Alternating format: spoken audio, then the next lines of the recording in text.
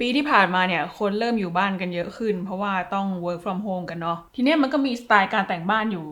3-4 แบบมั้งที่กิ๊บเห็นคนจะนิยมทำกันแต่ว่าสไตล์การออกแบบที่เตะตาแล้วก็โดนใจกิ๊บที่สุดเนี่ยก็คือแบบสแกนดิหรือว่านอร์ดิกดีไซน์คิดซะว่าก็มาเม้าท์มอยให้ฟังละกันหมายเหตุกิ๊บไม่ใช่อินทีเรียดีไซเนอร์นะคะหลายๆอย่างที่กิ๊บมาเล่าให้ฟังก็คือกิ๊บรีเสิร์ชมาแล้วก็เป็นความสนใจส่วนตัวเพราะว่าช่วงเนี้ยดูคลิปเกี่ยวกับเรื่องแต่งบ้านเยอะมากไม่แน่ใจว่าเป็นเพราะวัยหรือเปล่าแบบเป็นวัยที่เริ่มสนใจเรื่องบ้านเวลาเราพูดว่านอร์ดิกเนี่ยมันหมายถึงประเทศทางแถบยุโรปเหนือพวกอะไรนะดูโพยแป๊บฟินแลนด์ไอซ์แลนด์เดนมาร์กนอร์เวย์แล้วก็สวีเดนหลายๆคนน่าจะรู้อยู่แล้วว่าธรรมชาติแถวนั้นเนี่ยสุดปังนอร์เวย์ไอซ์แลนด์แต่นอกจากเรื่องธรรมชาติของเขาแล้วเนี่ยส่วนตัวกิ๊บเองเลยนะกิ๊บเองก็สนใจพวกงานดีไซน์หรือว่าวิถีชีวิตของเขาเหมือนกันและงานดีไซน์ของเขาค่ะมันแบบโดนมากอ่ะมันใช่เลยอ่ะมันคือสิ่งที่กิ๊บชอบเลยอ่ะถ้าถามว่าแล้วนอร์ดิกสไตล์หรือว่าสแกนดิกสไตล์เนี่ยมันต่างจากงานดีไซน์แนวอื่นตรงไหนมันต่างจากมินิมอลยังไงมันต่างจากโมเดิร์นเฉยๆยังไงจากที่กิ๊บทำกันบ้านทำรีเสิร์ชมาประมาณนึงเนี่ยถ้าจะให้กิ๊บสรุปคำว่านอร์ดิกดีไซน์เป็นคำสั้นๆเนี่ยมันจะมีคำว่ามินิมอลน้อยแต่มากฟังชั่นอลใช้งานได้ coziness ความสบายความผ่อนคลายแล้วก็ nature ความได้รับแรงบันดาลใจมาจากธรรมชาติหรือว่าการใช้วัสดุธรรมชาติความใกล้ชิดธรรมชาติอะไรประมาณนี้นอกจากนี้มันก็จะมีคาแรคเตอร์การดีไซน์ที่เป็นคาแรคเตอร์เฉพาะของสไตล์นี้อยู่รวมไปถึงวิธีเล็กๆน้อยๆที่เราสามารถทำให้บ้านเรามีความนอร์ดิกขึ้นมาได้โดยที่เราไม่ต้องรื้อบ้านทุบบ้านทิ้งหรือรีโนเวทบ้านใหม่คาแรคเตอร์อย่างแรกของบ้านสไตล์นอร์ดิกที่กิ๊บเห็นเนี่ยคือ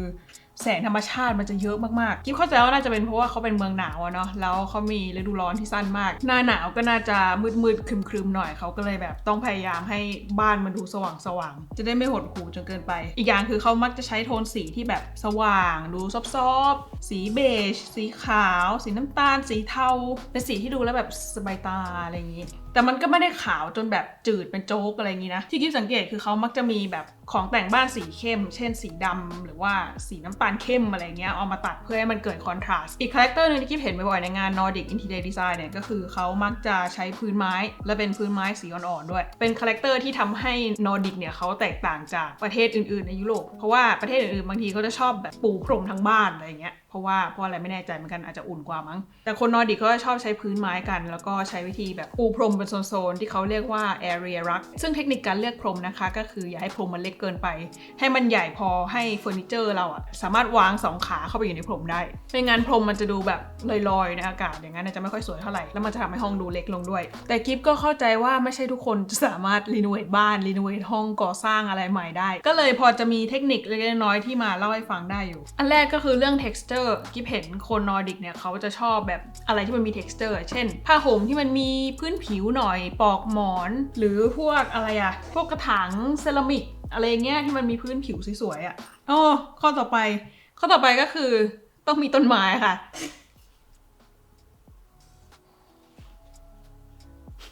ต้องอธิบายเยอะไหมคะคือแบบกิฟก็ต้นไม้เต็มบ้านแล้วนี่คือเลือกมาให้ดูแค่2ต้นนะจริงๆมีเยอะกว่านี้อีกเรื่องที่กิฟสังเกตคือเขาให้ความสำคัญกับไฟในบ้านเหมือนกันคือมันจะไม่ใช่แสงแบบดาวไลท์ส่องลงหัวตรงๆอ่ะมันจะเป็นแสงแบบซอฟๆจากโคมไฟเพื่อให้แสงมันดูนุ่มๆอันนั้นก็เรื่องนึงอีกเรื่องนึงก็คือเขาจะวางไฟแบบเล็กๆน้อยๆอ่ะรอบห้องเลยโดยที่ให้ความสูงมันไม่เท่ากันเช่นมีโคมไฟตั้งพื้นดวงหนึ่งแหละมีโคมไฟตั้งโต๊ะอีกดวงหนึ่งมีโคมไฟอีกตัวหนึ่งอยู่ตามมุมห้องหรือใครจะใช้พวกไฟแบบอัพไลท์ส่องผนังอะไรเงี้ยก็ได้เหมือนกันแล้วต้องเป็นไฟแบบวอร์มไว้ด้วยคือเป็นไฟแบบแสงสีอุ่นๆบรรยากาศมันจะแบบชิลมากแล้วก็ข้อสุดท้ายค่ะจุดเทียนค่ะมีสถิติที่กิ๊บอ่านมาค่ะก็คือ 28% ของชาวเดนมาร์กเขาจะจุดเทียนกันทุกวันส่วนอีก 46% ก็คือจะจุดกันเกือบทุกวันพูดถึงงาน Nordic Design ค่ะวันนี้กิ๊บมีตัวอย่างงานดีไซน์แบบ Nordic มาให้ดูกันเป็นแบรนด์จากประเทศฟินแลนด์ซึ่งก็คือแบรนด์ซุนโตซึ่งเป็นสปอนเซอร์ของคลิปวันนี้นะคะซุนโตเนี่ยเขาเป็นแบรนด์นาฬิกาสปอร์ตที่มีประวัติยาวนานมากว่า80 ปีและเป็นนาฬิกาที่นักกีฬาหลายๆคนในยุโรปเขาเลือกใช้กันส่วนตัวกิ๊บเนี่ยไม่ใช่คนแบบว่าสปอร์ตอะไรขนาดนั้นแต่ว่าเรือนเนี้ย สวยมากและนี่คือซุนโต้ไนพีค่ะเป็นนาฬิกาสปอร์ตรุ่นใหม่จากซุนโต้ที่ถูกออกแบบมาให้มีขนาดเพรียวบางน้ำหนักเบาแต่ว่าฟังก์ชันแนลตามแบบมินิมอลิสติกนอร์ดิกดีไซน์รุ่นนี้เขาออกแบบสายใหม่ให้มันดูเป็นหนึ่งเดียวกับตัวเรือนมากขึ้นทำให้มันเล็กบางแล้วก็เบากว่าซุนโต้รุ่นเก่าอย่างนายบาโรและสีของนาฬิกาเนี่ยก็คือได้รับแรงบันดาลใจมาจากธรรมชาติแถบนอร์ดิกตอนที่กิ๊บเปิดกล่องเห็นครั้งแรกนะกิ๊บแบบเฮ้ยสวยอะ นาฬิกามันสวยมากเลยอะทุกคนดูดิโอ้ยโฟกัสหน่อยดู